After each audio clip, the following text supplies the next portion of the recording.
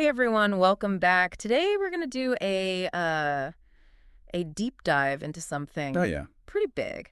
The recent NATO summit Yeah. that just finished up in London. If you're listening to this, Right. you probably want to know what went down, Absolutely. why everybody's talking about it, Oh, yeah. what it all means for the future. Well, Yeah. we've got you covered. You bet. We've been looking over all kinds of stuff, news articles, Of course. official statements. We even dug up some historical context Oh, wow. just to give you the full picture. Very cool. So this Great. wasn't just some routine NATO meeting.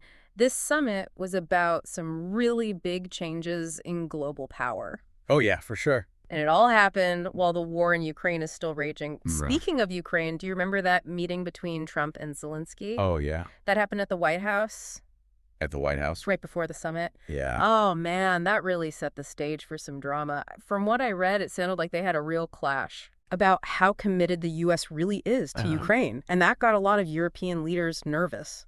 Definitely. That meeting really showed how uncertain Europe is feeling right now about the U.S.'s role in keeping them safe. I mean, European countries, they've been depending on the U.S. for security for, like, forever. But now they're starting to wonder, hold on, is the U.S. really going to be there for us when we need them? Yeah, like Europe is thinking, Right. okay, maybe we need to start taking care of ourselves a bit more. Yeah, absolutely. And that actually leads perfectly into one of the biggest themes that came out of this summit. European countries Yes. stepping up their defense game in a big way. Huge. When I saw the numbers, I was shocked. We're not talking about some small increases here. No. We're talking serious money. Yeah, it's remarkable. Since 2014, European allies, and Canada too, they've all increased their defense spending together by over, get this, $700 billion.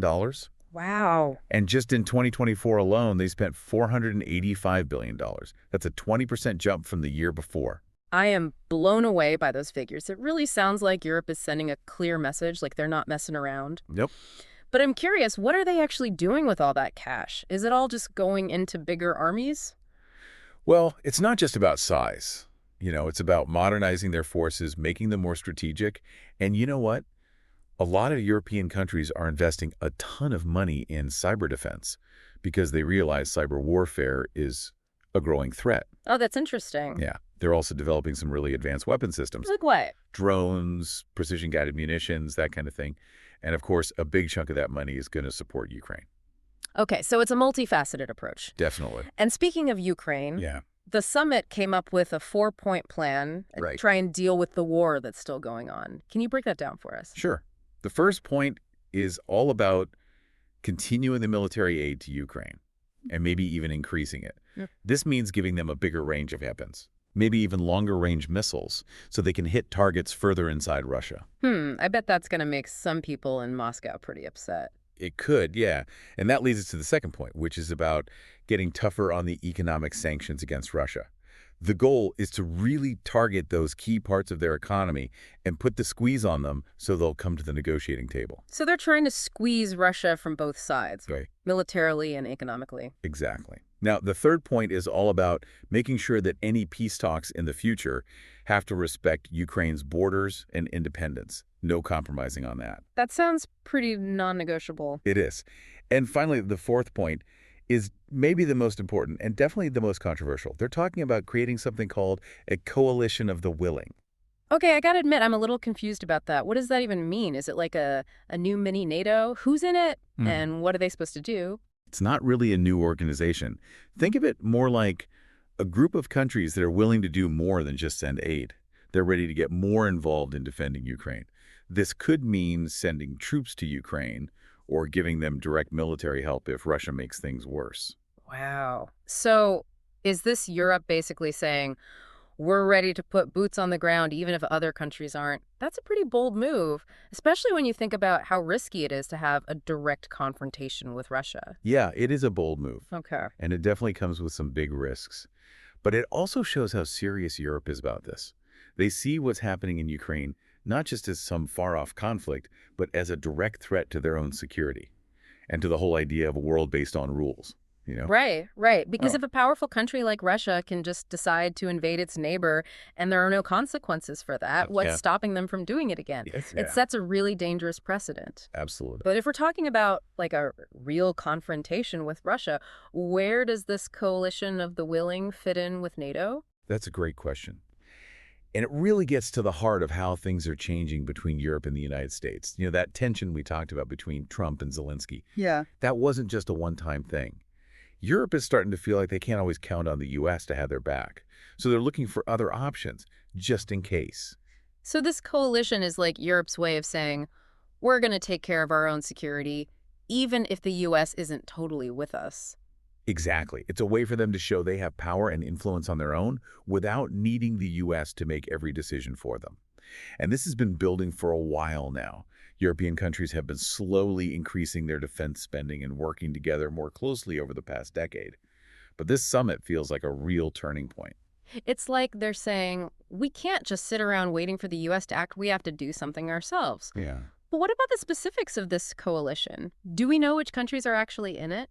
They're still working out the details, but the main members will probably be the UK, France, Germany, Poland, and those Baltic states. Others might join depending on what the mission is and whether they're willing to send troops or resources. So it's not just a symbolic thing. They're actually talking about sending soldiers to Ukraine. Yep. That's huge. It is. What do you think Russia's reaction is going to be to all this? It's tough to say for sure, but I don't think they'll be thrilled about it. They've already been complaining that NATO is expanding eastward and threatening them, and this coalition will just make them feel even more like that. Sounds like this could really make things worse and increase the chances of the war spreading. It could. But didn't they also talk about a ceasefire plan at the summit? They did. There's a proposal for a truce, a one-month truce. It would mainly focus on the areas where the fighting is the worst, in eastern Ukraine.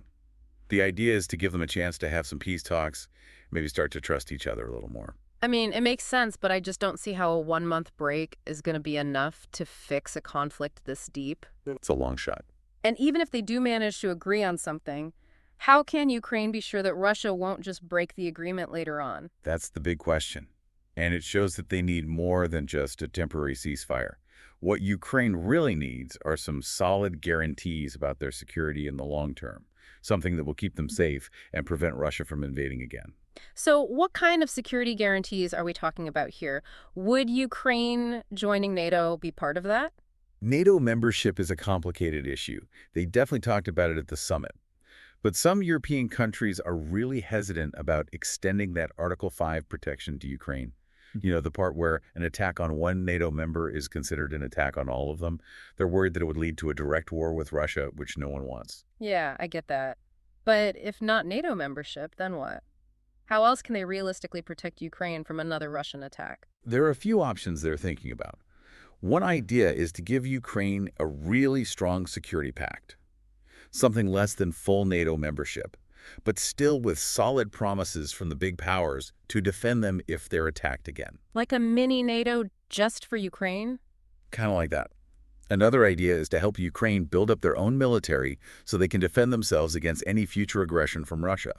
This means giving them advanced weapons, training, and intelligence. Basically making them too tough for Russia to mess with without getting hurt. Exactly. And then there's the economic side of things. The summit made it clear they're going to keep up the pressure on Russia with those sanctions and maybe even make them stronger. The message is those sanctions will stay in place until this conflict is resolved. They also talked about maybe using the Russian assets that have been seized to help pay for rebuilding Ukraine. Ooh, that's gotta sting. I can't imagine Russia's gonna be happy about that. Probably not. It seems like they're trying to hit Russia from every angle. Military, economic, diplomatic. But is there a chance this could all backfire? Could putting this much pressure on Russia make them even more dangerous? There's definitely a risk. We're talking about a country with nuclear weapons that's feeling increasingly threatened and isolated. If you push them too hard, who knows what they might do? So how do you find that balance between standing up to their aggression and not making things worse? It feels like walking a tightrope. It is a delicate balance. And there are no easy answers. But one thing is for sure. This is not just about Ukraine anymore. This is about the future of Europe, the future of the relationship between Europe and the U.S., and the future of the whole global order. You're right. The summit wasn't just about negotiating some details. It was about some really fundamental changes in who has power on the world stage. Absolutely. And speaking of power dynamics, how do you think other big players like the US are looking at this new, more assertive Europe? It's mixed. Some people in the U.S. see it as a good thing. They think a stronger, more independent Europe is actually in America's best interest. It frees up the U.S. to focus on other things like China, and it means Europe is sharing more of the responsibility for global security. Less reliance on the US, more shared responsibility. Exactly. But others are more worried. They're concerned that this could lead to a world that's more divided, where the U.S. and Europe drift apart and can't work together as effectively to solve global problems. There's also a concern that a more assertive Europe might start acting on its own, without consulting the U.S., which could create friction and make diplomacy more difficult. So it's a double-edged sword. More autonomy for Europe could be good for the US, but it also comes with some risks. Definitely. What about Russia? How do you think they see this shift? For Russia, it's complicated. Hmm. On the one hand, a more united and assertive Europe looks like a threat to them. It shows that their efforts to weaken NATO and divide the West haven't worked. That must be pretty frustrating for them, considering what they've been trying to do. For sure.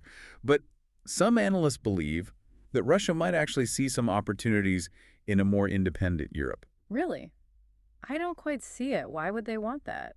because a more independent Europe might be more willing to deal with Russia on Russia's terms without being held back by the transatlantic alliance. It could give Russia a chance to play European countries off against each other, taking advantage of any differences they have in their interests or goals. So a more fragmented Europe could actually work out in Russia's favor in the long run. It's possible. It all depends on how Russia decides to play its cards. Hmm. And that's what makes this whole situation so fascinating and so unpredictable. We're at a real turning point in history, and the decisions that the key players make in the next few months and years will have a huge impact on the global order. It's like we're entering a whole new era, and the rules are being rewritten as we speak. And this coalition of the willing idea brings up a lot of questions about the future of NATO. If European countries are more willing to act on their own now, especially when it comes to military stuff, does that mean NATO is becoming less important? A lot of people are wondering that, and it's a tough question. Some people say it's a sign that NATO is getting weaker, that the whole transatlantic partnership is breaking down because they don't agree on everything anymore. They point to the fact that this coalition of the willing is doing its own thing outside of NATO's official structure. And they think that could make NATO less united and less effective. Yeah, it's like creating a whole separate system, which could get confusing, especially if they're not always on the same page. Right. But then there's another way to look at it.